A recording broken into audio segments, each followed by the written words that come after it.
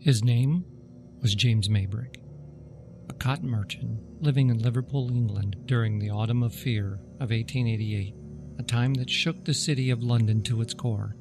This is the story of a man who was almost Jack the Ripper.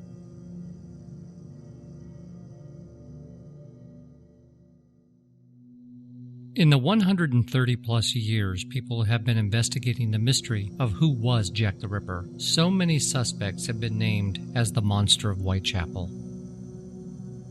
It's nearly impossible to count them all.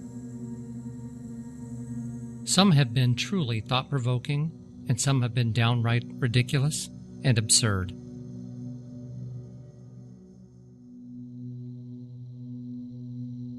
Our channel recently did a story on suspect Walter Sickert called Jack the Ripper's Bedroom, while fictional crime author Patricia Cornwell paints a rather interesting theory. We never believed or embraced Sickert as the Ripper. And while we know every Ripperologist has their favorite suspect, we find this next would-be Ripper suspect to be one of the most interesting. Let me state from the beginning, we in no way claim nor believe this suspect to be a credible candidate. In fact, his involvement is, in our view, complete fiction. But the story is compelling, as he was never in the wrong place at the wrong time. We're talking about Liverpool cotton merchant James Maybrick, the man the world would believe for a moment in time he was the most elusive of all serial killers, Jack the Ripper.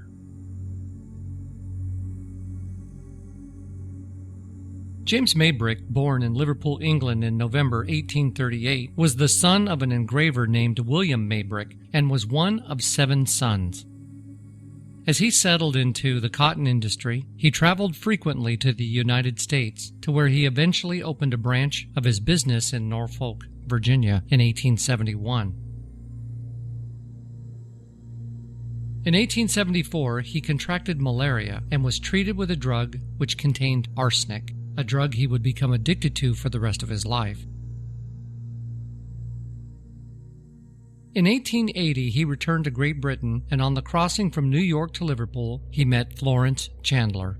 A romance quickly blossomed between the two, even though Maybrick was 42 and she was only 18. By the summer of 1881, the two were married, and in 1882, Florence gave him the first of 2 children.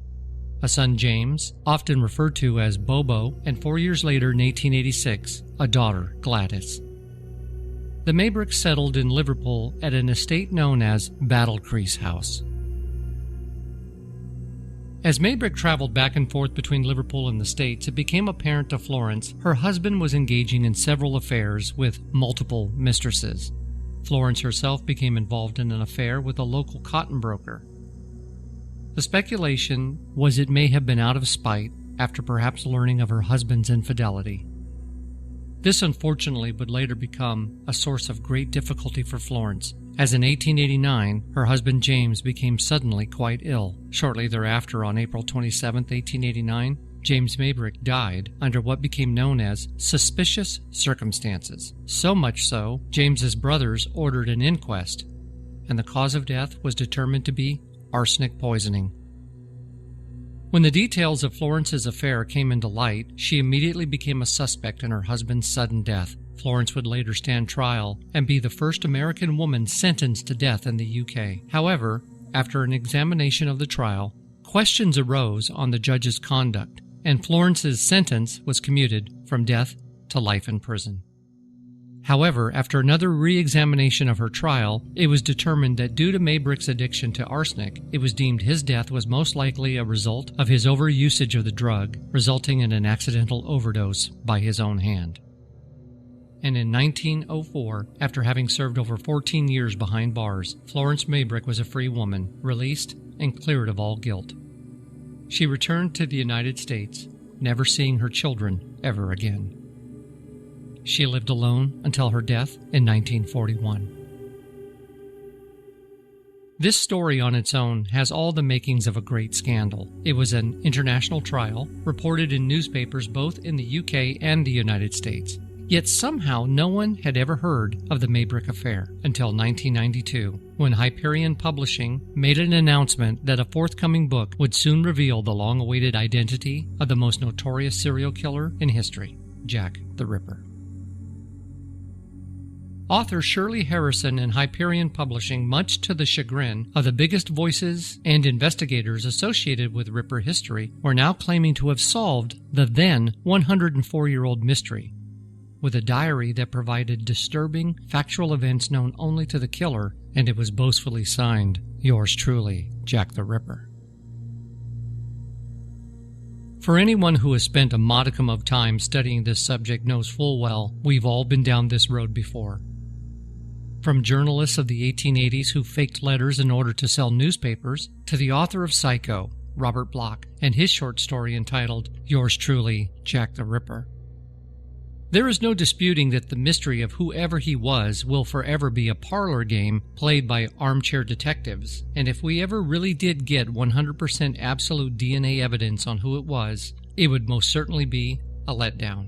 Because by and large, it's the not knowing that makes him scary. It's what our minds imagine, and like so many other serial killers of today and the 20th century, we found ourselves scratching our collective heads wondering, how did they slip past us? How did we not know? Because the Jack the Ripper of our imaginations is one that romanticizes, albeit darkly, fog-choked streets and gaslit alleyways of a London long gone. Yet, out there somewhere is some kind of Charlie Manson psychopath with a knife lusting for female blood. The truth of the matter is, Jack the Ripper is more of an idea than fact.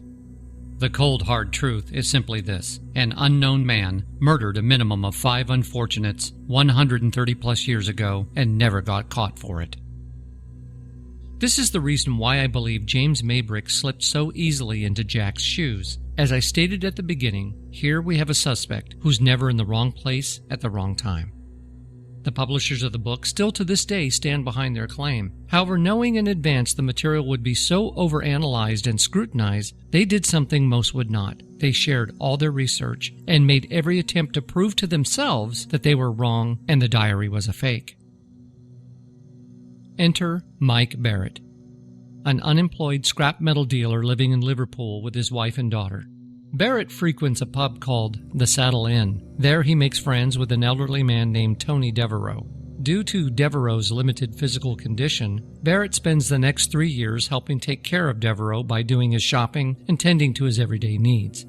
One afternoon on his way to pick up his daughter from school, Barrett stops in and checks in on Devereaux. He gives Barrett a parcel wrapped in brown paper and tells him in a cryptic fashion, "Take it. I want you to have it. Do something with it." Barrett takes the parcel home and together with his wife Anne discover inside the paper is what appears to be a Victorian journal with the first 48 pages missing, but the remaining 63 pages turn out to be the most shocking collection of thoughts and words Barrett has ever read. But nothing could prepare them for the final line, which read, "Yours truly, Jack the Ripper."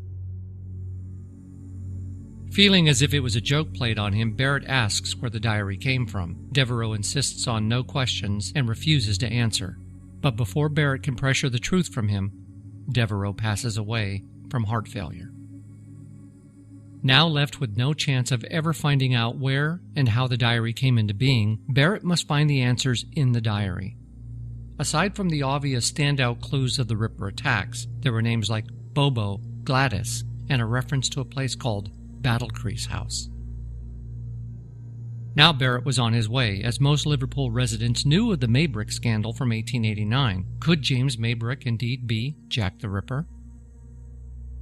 In 1993, I learned about the book, and having been a long-time Jack the Ripper enthusiast, I couldn't wait to read it. Was it true? Did we really truly find the identity of Jack? Of course, I read this with a very skeptical eye, wondering the entire time, am I reading a forgery? It wasn't until I got to the part regarding the murder of Mary Kelly. The diary states, in quotes, "I left it there for the fools, but they will never find it. I was too clever, left it in sight for all eyes to see. Shall I write and tell them? That amuses me." It's at this point I look at the photos in the first half of the book, and there is the famous police photo of the Mary Kelly crime scene. And on the door, behind the bed, are the letters F.M. with a circle around them, placed there by the publisher to show the reader that Maybrick left the initials of his wife's name on the wall behind the bed, and I remember thinking, here's the slip-up, because I have books containing this image going all the way back to the 1970s. I go to my library and retrieve Donald Rumbelow's book, Jack the Ripper, The Complete Casebook, and to my own surprise, there in the photo of Mary Kelly are the initials FM on the door behind the bed. It must be true. What are the odds, if this was a fake, that the forger could get this lucky? I mean, it's the most horrifying crime scene ever, and the suspect's wife's initials are right there. To sum up the diary, a dying James Maybrick in his crazed mind, poisoned not only by arsenic but jealous thoughts of his wife sleeping with another man, takes revenge out on her by killing her over and over by murdering 5 Whitechapel prostitutes, and telling the world in a secret journal allegedly hidden in the floorboards of Battlecrease House and later discovered during the renovation. And as you read the diary, it's easy to be convinced James Maybrick was indeed Jack the Ripper. It was so compelling that even Exorcist director William Friedkin began a development deal to direct a film version of the diary starring Anthony Hopkins as Maybrick. So why did that never happen? Remember, the title of this story is James Maybrick, the man who was almost Jack the Ripper. None of it turns out to be true. Mike Barrett, in a 1995 confession, admits the diary as a forgery written by his wife Anne and himself, that he already had the Maybrick scandal fully researched as a potential book. But in his research discovered that James Maybrick, oddly enough, was never not in the wrong place at the wrong time when it came to the Ripper crimes. It's at this point Barrett believes he has a bestseller on his hands and is confident he can forge it as a genuine journal.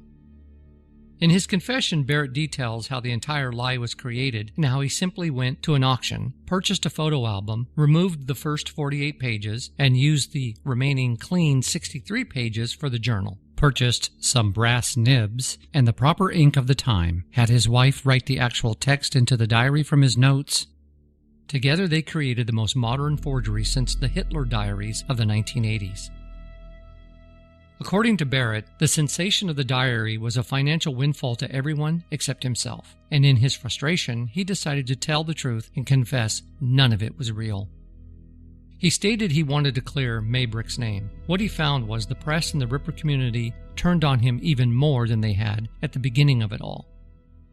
Barrett has since then recanted his confession and once again claims the diary is genuine and that his previous confession was forced during the time that he was an alcoholic.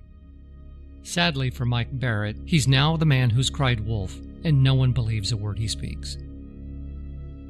The Ripper diary eventually cost him everything. His wife Anne left and divorced him, and he no longer has a relationship with his daughter. And in his effort to fool the world, he, like James Maybrick, will forever have their names entangled with Jack the Ripper. As we turn the spotlight on Barrett's wife Anne, her version of the story isn't much better. According to Anne, the diary had belonged to her family. Wanting to help her then husband Mike, who was unemployed and suffering from depression, she gave the diary to Tony Devereaux and asked him to give it to Barrett and tell him to do something with it, but to never divulge where it came from. The reason for this was, if Barrett knew the diary had come from his wife's family, he'd pester her father about its origins, and there had been bad blood between the two men, and she didn't want to make it worse. But this also seems to be contrived, as if she knew that if Barrett approached her father would know nothing of the diary.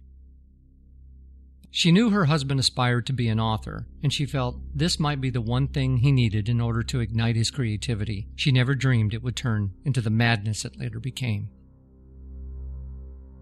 As you consider Anne's version of this story, it appears to me it's simply her way of getting the attention off her being an accessory to the forgery. Therefore, she claims the diary is genuine, but passes any blame onto her husband and recusing herself of any guilt.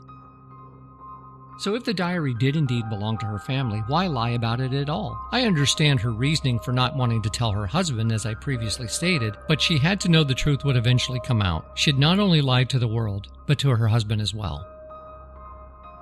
In the end, the entire Jack the Ripper diary proves to be nothing more than an elaborate fictional story that takes advantage of another real-life tragedy in order to con a willing audience whose appetite for the identity of the world's first serial killer is insatiable, to say the least. However, the con continues as there's already another book, but this time claiming Maybrick's brother was actually Jack the Ripper. Who next? Maybrick's third aunt, who is none other than Lizzie Borden? Just to be clear, that last part's not true.